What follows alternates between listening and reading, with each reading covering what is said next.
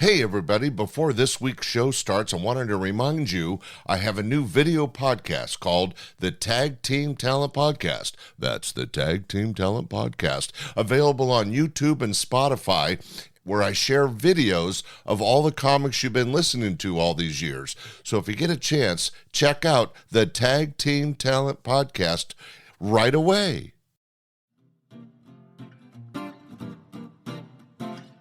This is another episode of Standup Comedy, your host and MC, celebrating 40-plus years on the fringe of show business. Stories, interviews, and comedy sets from the famous and not so famous. Here's your host and MC, Scott Edwards. Hey, good afternoon and welcome to another show. We have something different and unique for you. A comic juggler. If you've ever been to Pier 39, you've probably seen his act. But ladies and gentlemen, a really good old friend and a regular at Laughs Unlimited, it's Fred Anderson. They're applauding for me. Hey, Fred, it's so good to connect with you again. How you doing, buddy? Pretty good. My plan for the next year is to work on card magic. There you go. So you have been doing comedy magic for a number of decades. How would you remember starting off with working at Laughs Unlimited? Let's see. So I started out in the 70s doing street performing at the Renaissance Fair, and I had a partner. His name was Kit Trueblood, and he decided to quit and get a real job. Not a real job. A real job. Sad. Real job in about 1985. So in about 1985, 86, I said, oh, what am I going to do? And, comedy clubs were starting to get really hot. I mean, there was the Punchline in San Francisco, the Holy City Zoo, the other cafe. And, just basically you're going, where can I work? Where can I work? Where can I work? Laughs Unlimited. And you guys came up on my radar, and I sent you a videotape, and you tried me out, and the rest is history. I think the first time I worked for you was probably 1985 or 1986. Well, it turned into a good, strong professional relationship because I remember you working the club many, many times, and we've stayed friends. In fact, when I opened up my business in Elk Grove a few years ago, you came up and entertained the crowd as part of the grand opening. So we're still getting a chance to work together occasionally. But that only goes back to the fact that you're a pure, clean, funny, good quality juggler. You do it all. I try. When you were working the streets, did you find that hard or easy? How did that go? The street, sort of like the slight difference between the street and the stage, well, the big difference is with the street, you have to engage people as they're going by and convince them to watch you. And, you keep them entertained, and then you ask for tips, and then they go on their way. So with the street performing compared to the club, there's a lot more sort of cheerleading involved in the street performing. Sure, in a club, you've got a captive audience, right? Yeah. One of the challenges that I had going into the club was, I tended to yell too much because, you're when you're in a festival or on the street, you're like, there's people, 50 feet away, and you're, hey, everybody, look at me.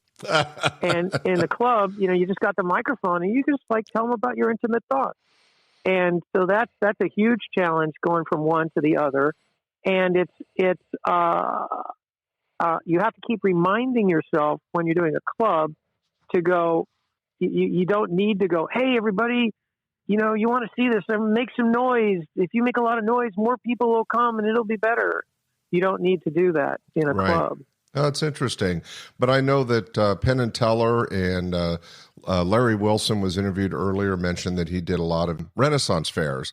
Renaissance Fair, yeah. That's actually where we started, me and my partner, Kit. We started at the Renaissance Fair in Novato, up in Marin County. That was 75. That was 75, 76. And right at that time, Fisherman's Wharf in San Francisco was going sort of making a transition from being a fish canning and actual ships Industrial docking park, and right. unloading stuff to a tourist area. Wow. I wonder if we crossed paths because right out of high school, Renaissance fairs were very popular, and my friends and I went to several in the Novato area, and we all dressed up at different things. But it was really funny because, well, I don't know, funny, but for me it was memorable because I would dress up as some urchin, and I would sit on the ground in the mud and just cover myself with crap, and I'd stand there and go, "Pebbles, extremely small rocks for sale." You were one of the mud beggars. Oh, cool. Yeah, it was, we had a hoot at it. It was great. It was just something you could do with the girls, and it was a group event, and being in high school and just out of high school. Cleavage City. Oh, yeah. Yeah, it was definitely Renaissance fairs. I know they're still happening, but I don't think there's the fervor there was in the 70s. No, not as much. I mean, they're kind of big business now. I mean, there's about maybe a dozen of them, and there's like 2 or 3 companies that control several of them. And I have, a bunch of friends that work, and they're doing really well. Good. The thing that held me back from going whole hog into that was the time constraint. So you're working like Friday and Saturday, and you've got the whole week off, and you're just putzing around. Right. And, right. a lot of the people, the fair circuit, they're hippies and they smoke pot, and that's fine. I would go crazy. So once you got into the clubs and then you ended up working at Laughs Unlimited, in that 1985 range, we had moved into the new club on Firehouse Alley. And you and I talked about this before I turned on the recording, but that was interesting for jugglers because I like bringing in variety acts. And jugglers like yourself were one of those types that I enjoyed a lot. But we had about a 7-foot ceiling. I mean, a really low ceiling. So, I mean, you can't be juggling fire or like, I don't know if you had guys that did the thing where you get on top of a tall unicycle and do that. No, stuff like that would be kind of awkward. So, yes, I mean, part of the reason that I started working on other stuff, a straitjacket escape and, the magic and other things was I was, constrained by the physical space of the club. We should probably mention to the audience that I think of you as a juggler because that's how we were introduced and that's how I booked you for many years. Yeah, that's how I started, yeah. Yeah, but you did transition into magic and escapes and pretty much anything that would entertain a crowd, and I think that helped extend your career in entertainment. Being versatile and having a lot of different talents certainly adds to the variety that you can bring to a show depending on the time and the location and, like you said, the stage setting. While working Laughs, did you have any memorable stories or situations? Anything you remember fondly? Yes. Okay, I missed the boat in not hanging out because when you had on the Firehouse Alley, you had the club downstairs and you had the bar upstairs with the magic theme. The Magic Hat Bar, that's right. Yeah, the Magic Hat Bar. And now that, I'm a little older and, slightly wiser, if I had actually made friends with those magicians upstairs, I would be like 10 times better. Do you remember Ken Garr? Oh, yeah. I talk to Ken still occasionally and have used him in some of the fundraisers I still book. Yeah. So, so he was doing that. I was doing the stuff downstairs. And, a couple of times we worked together and he'd do stuff. And I'm being like Mr. Arrogant, 30-something dude going, yeah, it's funny stuff with the cards, but can he juggle knives? And now that I'm learning magic, he does a thing where he basically hands out like 10 cards in a row to the audience and shuffles them into the deck, and he finds every single damn card. And, right. Now that I know how you actually do that, I'm just like going, God damn it, that's hard. Yeah, he's a really good magician, and I think it's interesting, and you're kind of bringing it up, but there was a little bit of a competitive nature. Comics are usually pretty supportive of the comics, but in the variety acts, for some reason, singers versus magicians versus jugglers versus ventriloquists, there always seemed to be a little bit of a competitive edge, and I'm not sure if it's a truism or not, but I have experienced that.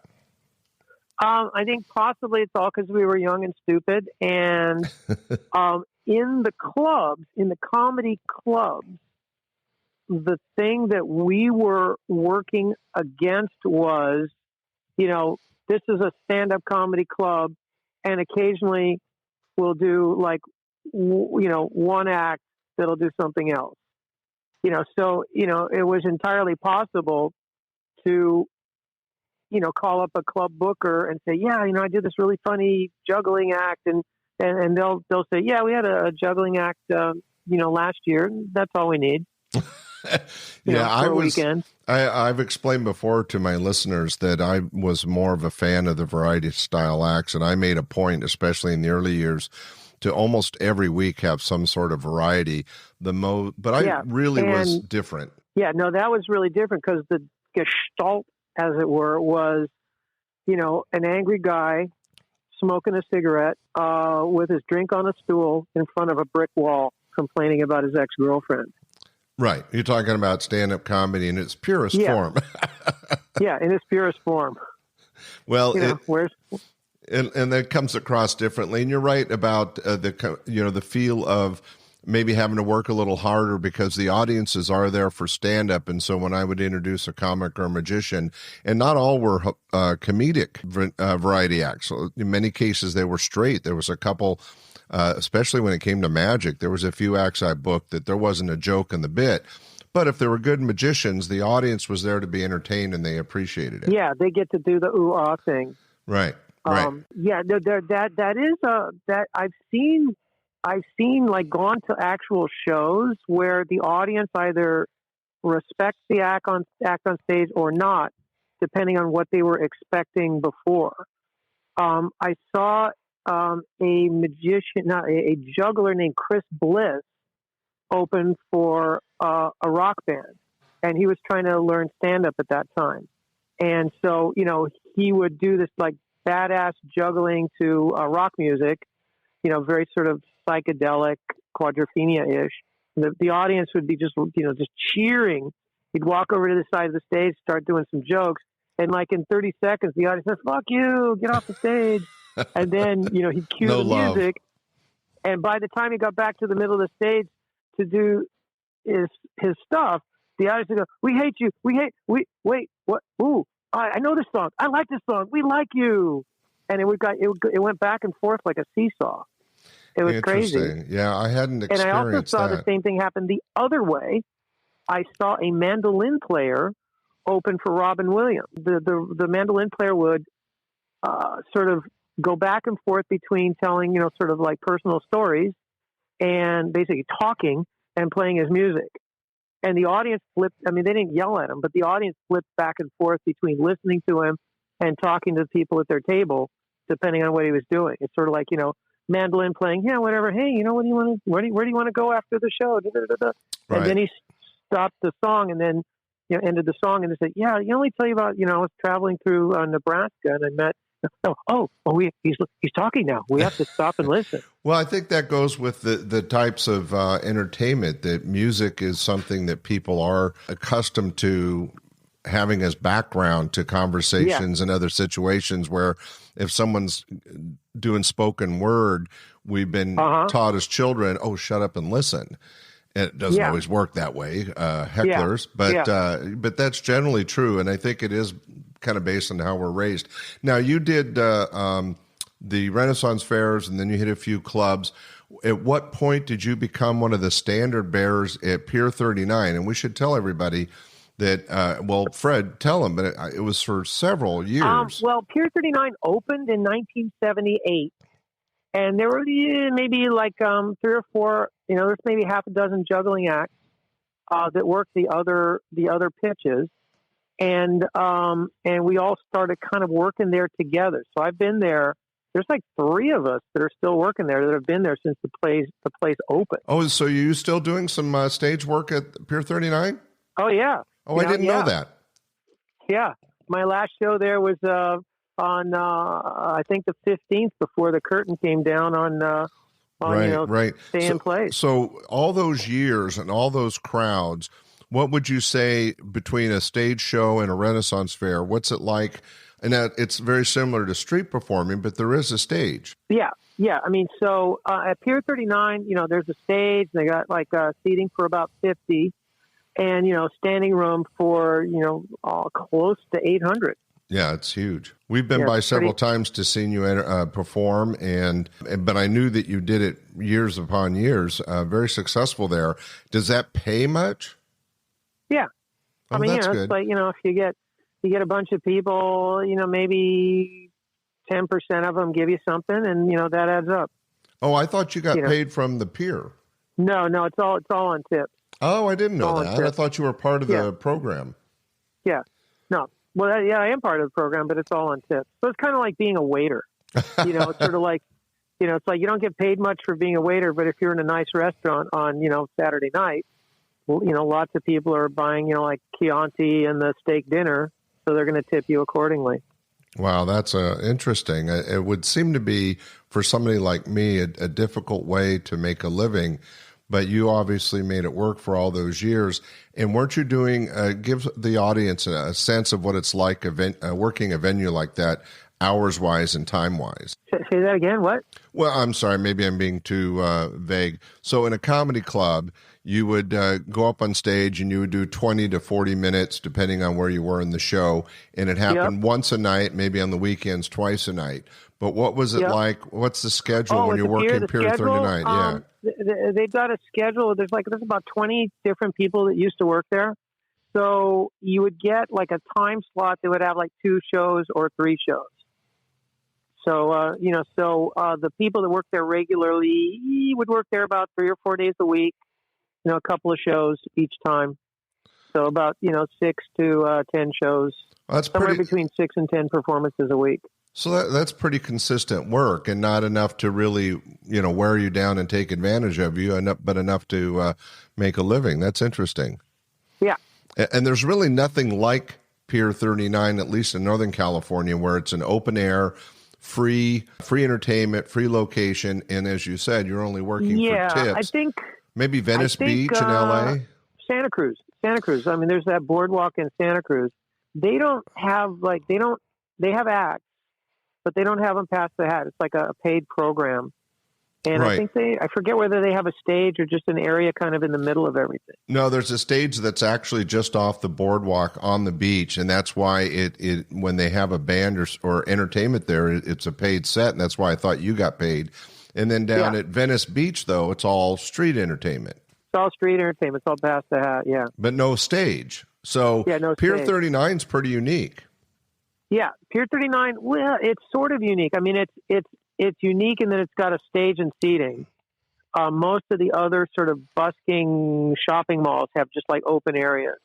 On the East Coast, there's Faneuil Hall, which is like a historic redevelopment zone, and that's just like a giant sort of cobblestone plaza. Oh, interesting. The same sort of thing in Covent Garden in London. Basically, they have various like cobblestone plazas for people to perform in.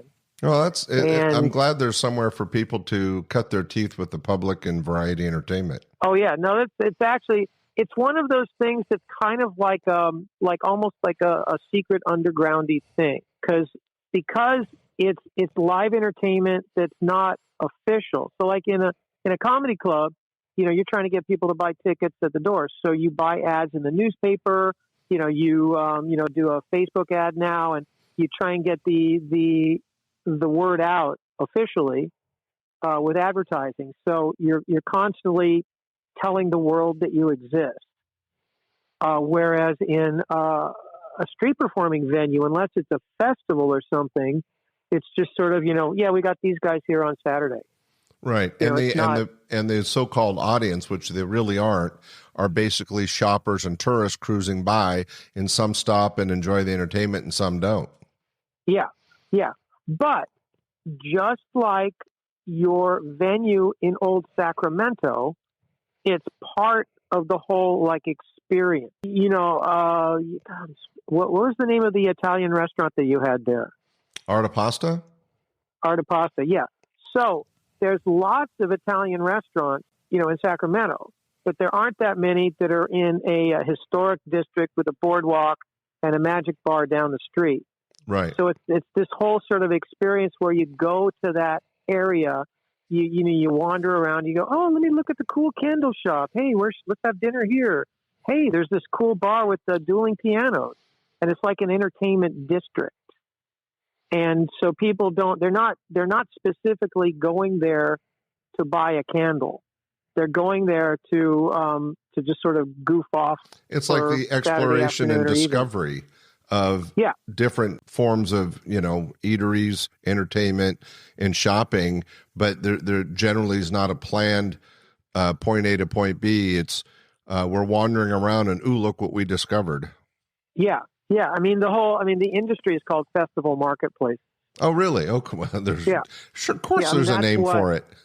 Yeah. I mean, that's what like Pier 39 and Faneuil Hall and Harbor Place in Baltimore and the South Street Seaport in, I don't even know if the Seaport's still there, in New York City is a street performing thing kind of like Pier 39. Okay. And it's down, like all the way down at the bottom of the island on the waterfront on the opposite side from where World Trade Center is. So right.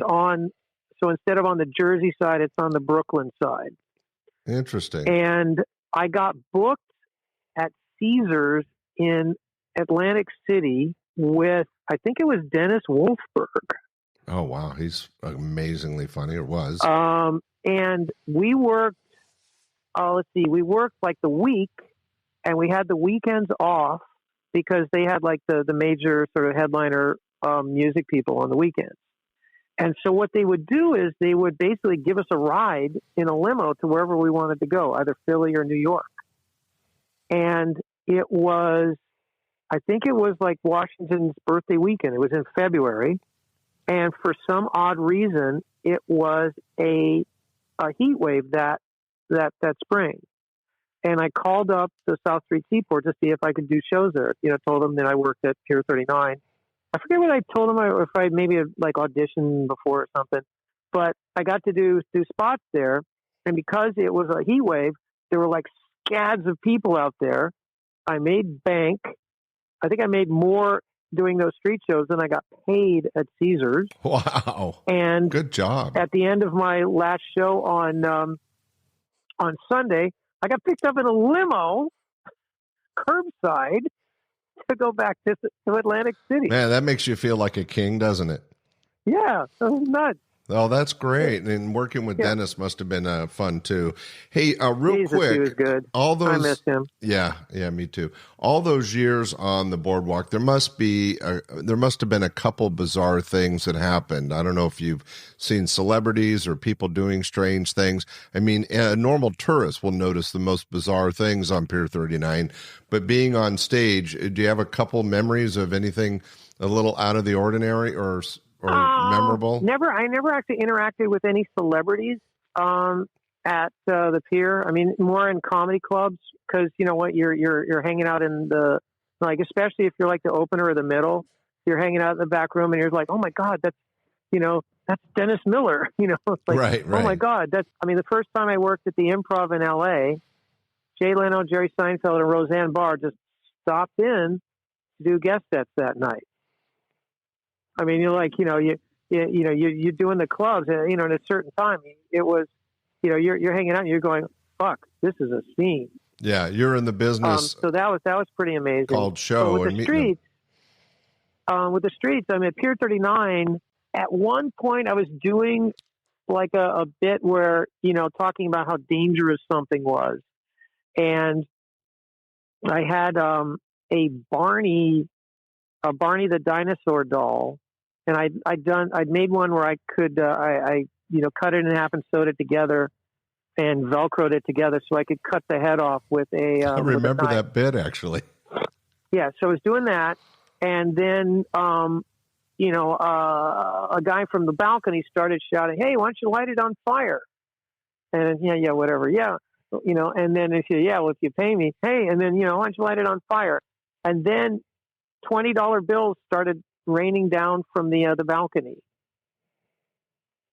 Basically, I mean, hey, why don't you light it on fire? And like $20 bills. Really? Keep going. $20 bills. So, I think, I didn't have enough gut to see how far I took it. So I basically, when the guy threw down $100, five $20 bills, I said, okay. And I, dipped the thing in gasoline and, juggled a Barney doll on fire. Was he happy? Because that first stuff melts and I burned my hand. Oh, but it was damn funny. I bet it was. And he paid $100 and got what he wanted, but a kind of a bizarre request. I mean, I've heard of people not liking Barney, but that's taking it to the next level. Well, it's just, just like, he's going with the fun of the moment. Cause I was like, juggling knives, cutting the head off the Barney doll. I think it was like a Saturday night and people were loosey-goosey. Wow. That's a great story. Now, you had several years at Laughs Unlimited. Did you get to work with any people that you could name drop or people that you really impressed you comedically? There were a few people that the cool thing about working in a comedy club situation is it's interactive between, the performer and the audience. And there were just some people had this thing where it was just like a conversation and a love fest. And they could do like weird shit and the people would just like go with them. Paula Poundstone would do a thing where she'd lie on her back and stick her feet up on a chair and do like a puppet show with her shoes. Yeah, I remember that. She was a little strange. And she would tag it with, there's not a lot of rules about stand-up comedy. I'm pretty sure standing up is one of them. That's and, a just great line. Just beautiful stuff like that. And do you remember Chris Alpine? Yes. He would do a thing where he would talk about arguing with his wife. And then she would stop him just like cold, like a car, screeching to a halt and saying, I'm right because I'm a woman. And then you would see him dither around the stage with coming up with a potential argument, like focusing on coming up to, and then he'd say, you got me. You're right. And then he would continue it by saying, and then she would start going, and he'd look all terrified. And okay, you're always right. And terrified. And your mother's always right too. And when he did that bit, you could see every single woman in the audience punch her guy in the arm and shake her finger in their face and say, and don't you forget it. Well, that's a great bit to remember. Well, I was. And do you remember Wayne Doba, the goofy tap dancer? Yes, that's his name. I've already talked about him. He was one of the most bizarre acts that I booked that I really felt proud of, because how many comedy clubs would book a professional tap dancer that wasn't even particularly funny, but he was an amazing tap dancer. I didn't remember the name. Comic before they had alternative comedy. Wayne Dobug. Thank you for reminding me. Did I get him through you? Yeah. We did a thing called the Magic Circus. Me. That's right. And Paul Nathan. Yeah. And John Gilkey, who ended up being a star in Cirque du Soleil. Wow. But Wayne did this thing that it's beautiful. He would do like a sort of an extended disco dance bit. He would go into the audience and dance in the aisle. And so this was like in the sort of 90s, early 90s. He'd dance in the aisle to this disco dance music, Bee Gees and all that. He would pull a woman up out of the audience, and he would always pick somebody in their 40s. He would pull a woman up out of the audience and do some disco dance moves. So if a woman's in her 40s, she's old enough that she actually probably went to discos and danced to Bee Gees when she was in her 20s. Exactly. And the look, it was amazing. When he did this, the look on their faces every time was a mixture of terror and joy. And the audience cheered. Oh, just amazing. Genius. Just genius. Well, I was just talking to Larry Wilson, who was on an earlier podcast. He was here in the studio. And I was telling him about this amazing tap dancer that climbed up on top of a bar stool, the one we always had on stage, the wooden one, and did this whole tap routine on top of this wooden stool. It was just magical. I mean, I don't know if the audience enjoyed it as much as me, but it was very entertaining, and he was really talented. And thanks for reminding me that the show and his name, because that was a very cool experience for me. Yeah, he ended up working with kind of like an offshoot, sort of a similar thing to Cirque du Soleil. He worked with a thing called Teatro Zinzani. They're based in Seattle, and for a while they had like a tent show in San Francisco, and it was like a dinner theater. I think circuit. I remember that. Yeah, so he had some success because I don't think he got a lot of work in comedy clubs, but I think it's great that you brought him up and we were able to experience that. So thank you for that. Going back to your Laughs days now, you mentioned a few people you've worked with and comics that you've had experiences with, like Dennis Wolfberg. I sold the club in 2001, and it sounds like you stayed on at Pier 39. Were there other experiences in the last 20 years that kind of guided your career path? Well, like in the 2000s, I would go every year to the Fringe Theatre Festival in Edinburgh, Scotland. Oh, how And this cool. is like a big sort of arts festival. Well, okay, so in like 90, I think about 97, 98, I got a sort of a recurring job with Carnival Cruise Line. So I was doing the best cruise ship job in the world. I would fly, and it sort of settled out after a few years too. I'd fly to Puerto Vallarta on Wednesday, get on the ship, do a show that night in the big theater, like 1,000 seats, and then fly home the next day from the next stop. And so I did that. So basically I'm working, like a big theater, and it's kind of like headliner money in a comedy club, but I'm only working one night a week. So that was pretty cool. A great gig. And a lot of frequent flyer miles, and I used that to travel. I went to this Scotland festival, and I produced a bunch of shows and took other people over there. So I did that from about 2000 until 2010. Wow, 10 years of going to Scotland and doing that would be amazing. What a great experience. It was incredible. It's if anybody's listening, you fucking got to go. It's extraordinary. I mean, I'm not kidding. The years that I was there, they had over 2,000 different shows every single day. That's incredible. Well, that's cool, so friend. Kind of like, do you remember when you produced me? I think we did a thing called the Shtickmeisters. Yeah. I think it was me and Howie Nave and Doba and maybe Suzanne Ramsey. We did it during that sort of the Sawdust Festival. No, you're thinking of the Jazz Festival in Old Sacramento. In the early days, there was these. Maybe it wasn't the Jazz Festival. It might have been the Gold Rush days. I think it was the Gold Rush days. Where they actually put dirt down over the entire area, and it looked like, 1865. Only wagons and horses were allowed, and there was fake gunfights. And Old Sacramento, being a tourist area, would have these different festivals. Jazz Festival was one. Gold Rush Days was another that we're talking about now. Shtickmasters was a show that we produced to try to get these people that are there to be entertained by the 1800s. They had gold panning and campfires, all this stuff. And we're like, okay, we're a comedy club. How are we going to make our show fit into this festival? Yeah, the 1860s, yeah. Right, and I dressed up as a sheriff and walked around in my cowboy boots. We did this show to kind of an old-timey vaudeville show to try to kind of fit into the theme. Great memory, Fred. I forgot all about that. I've been working like, all night to write notes down. It was a lot of fun, though, and I think the audiences really appreciated it. Yeah. And it was a way for us to not only create some income during a festival that we weren't really a part of, but also to bring a different kind of entertainment to the club. Yeah, yeah. Oh, that's great.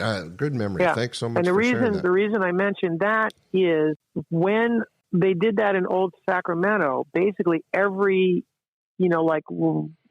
business tried to do something that would be sort of entertaining or enticing people to come in.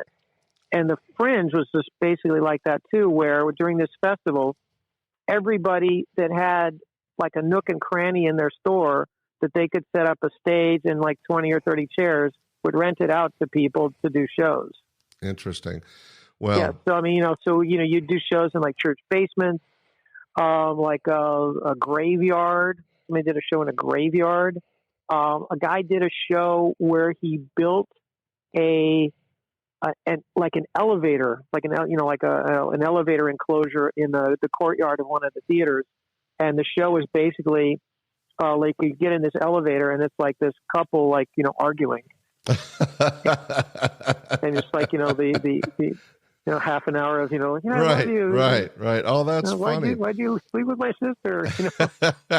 Well, thanks for sharing those stories. And Fred, it's really great to have you on the podcast and talk about some of the stuff that you experienced from Pier 39 to Laughs Unlimited and on to Scotland. So you've had a world of experiences. Shout out to one more thing. Yo, sure. So, Andy Gross.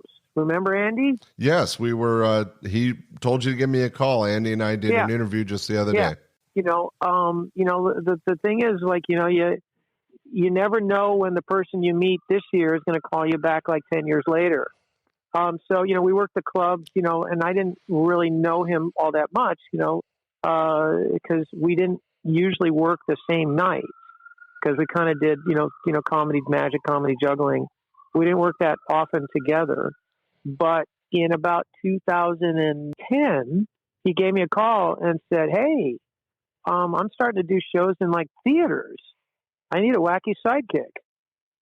And so we did like 5 years of touring where we would go to these like historic, beautiful theaters in these different towns and do like a performing arts kind of show. It was great. Like, and he did, he would do, comedy, the comedy magic. He was also a really good ventriloquist, and he brought magic illusions and hired a woman assistant. So it was like like an illusion show with the wacky comedy juggler as the MC. Oh, and cool. we did some. He said he had a shows. lot of fun with those. Yeah, it was extraordinary. It was thrilling. That sounds like a great way to, again, expand the various aspects of your talent and have all these variety of type shows. I mean, really, Fred, you've done it all from cruise ships to comedy clubs to street performing to huge festivals and even Renaissance fairs. I mean, really, juggling does lend itself to almost every situation because it's a talent that everybody appreciates. You have to practice the heck out of to get any good at. Well, that's great. Yeah. Well, what I've been lucky. Yes, I've been lucky. Well, we're very excited that you had a chance to work with us. Thank you for doing this podcast. What I'm going to do is I always have a little bit of stand-up on every show, and I have a set here from Dennis Wolfberg, and you had the privilege of working with him, a terrific stand-up comic, and I'm going to put that on as we finish. But Fred, thanks so much for doing this. We appreciate you being a comic juggler that we could count on year after year, and for all your time working for Laughs Unlimited and me, thank you. Thank you. All right, ladies and gentlemen, stay tuned. We have a great comedy sub coming up right now with Dennis Wolfberg. Last week, I'm not making this up, I played an old age home in Columbia, South Carolina. You want to talk old? I had a woman in my audience celebrating her 102nd birthday. In fact, at the end of the show, they brought in a cake to celebrate this event, but in a stroke of incredible misjudgment, they gave her these candles that you could not blow out. A brilliant gag for a woman who had no concept of reality and blowing her brains up and spitting all over the cake. It was disgusting. And then she cut a slice and asked if I would like some. I said, I'm trying to cut down on saliva in my diet. In fact, it's not cake, now it's pudding, thanks to you. 102, what would you buy a woman 102? 50 is gold, 75 is diamond, 102 is oxygen, something that'll help her breathe. And this is a comedy show. She didn't laugh at anything, I said. And I said something to her I thought was so funny. I said, 102, I'll bet there's no peer pressure.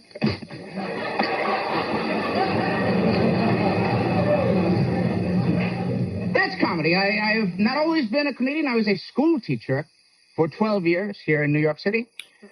A job that I began with great enthusiasm, a fervor, give me the children, I'll save the world. But after a couple of months, I began to fantasize about force-feeding them asbestos because they drive me nuts.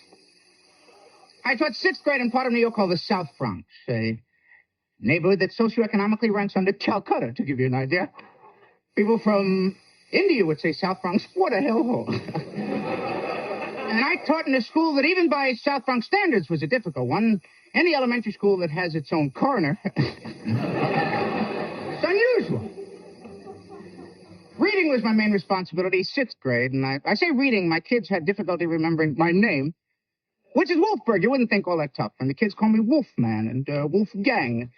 I had a kid first day of school one year call me Wolf Butt. He said, hey, Wolf Butt, we got homework tonight. And I said, the name is not Wolf Butt. It's Wolfberg. And what's more, it is Mr. Wolfberg. And the kid said, how am I supposed to know you married? Then they gave me the slow class for 6 consecutive years. Not special, just slow. I used to think of them as stationary, motionless. They grouped them according to intelligence tests, and the whole concept of intelligence testing always amused me because at the low end of the intelligence spectrum, where I taught, they had categories they would call, in order, I'm not making these words up, they called them moron, imbecile, and idiot. This amused me because conceivably you could have an imbecile who was working very hard to become a moron.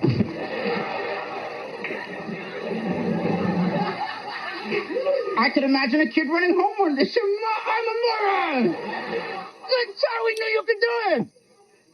6 consecutive years. I had them all. I had a kid, Frank Daly. These are true kids. First day of school, we fill out standard roll book information. So I said, Frank, tell me your birthday. He says, March the 21st. I say, what year? He says, every year. Truancy. My kids were truant beyond all human imagination. And they come in with the most brazen excuses. I taught 6th grade. I had a kid who missed 2 days and told me he'd had a stroke. I congratulated him on a remarkable recovery. To be back in school 2 days after a stroke is an unbelievable commitment to education. I had one kid who missed 3 weeks and told me he'd been on jury duty. Can you believe it? They assume you believe anything they tell you. And when I said I would teach them at the 6th grade level, I would teach them how to write what they call original research reports. And I say original research despite the fact in 12 years, I never got anything handed in that even remotely qualified as original research. You give them a subject, they go to the nearest encyclopedia and they become stenographers. and they hand this in assuming you cannot detect blatant plagiarism. I had a kid, James Drucker, hands in a report on the country Peru that began with a sentence. Get this. Peru is epistemologically, 6th grade, attempting to deal with the long-range effects of a protracted economic depression. I say to myself, might this be copied? Who's to say? This kid don't talk about put a pen in his hand. He's another Hemingway. What a metamorphosis. I had never seen a transformation like this. The kid was functionally subliterate and comes into my class as a transfer student from a prison release program. What a delight. Having stabbed his last teacher, a joy to have him on my right. With a note from the guidance counselor that said James is socially disadvantaged, which in the South Bronx is a euphemism for criminally insane. Socially disadvantaged, 6th grade, show and tell he brought in a subpoena. And the guidance counselor said you must gear the curriculum to meet his needs. I figured I'll teach him plea bargaining. This will certainly be helpful. Gear the curriculum. I'll teach him how to write a good ransom note. This will certainly come in handy. If you ever want to see your son alive again, comma. Thank you very much. Hey, that was Dennis Wolfberg, a early set from 1987 by him. You may have noticed that he talks a lot about being a school teacher. He was an actual high school teacher in the Bronx for over 12 years, and obviously a lot of his material came from those experiences. He went on to do some television. In 1989, he was in Quantum Leap, and in 1990, he was in the show Teacher, Teacher. Sadly, we did lose Dennis to melanoma in 1994, but he'll always be remembered as one of the funniest guys in America. And in fact, in 1990, he was chosen as America's Comedy Award Best Male Performer. So Dennis Wolfberg had a great career. We were lucky enough to have him several times at our club, and it was great to hear his set today. So we want to thank Fred Anderson and a set by Dennis Wolfberg for being in today's broadcast. Hey, we hope you're enjoying this series of podcasts. Be sure to continue to listen, rate, and share. And if you get a chance, subscribe to future podcasts. We do release a new one every Sunday. So thanks for joining us for this week's show. Bye. We hope you enjoyed this episode of Stand-Up Comedy, your host and MC. For information on the show, merchandise, and our sponsors, or to send comments to Scott, visit our website at www.standupyourhostandmc.com. Look for more episodes soon and enjoy the world of stand-up comedy. Visit a comedy showroom near you.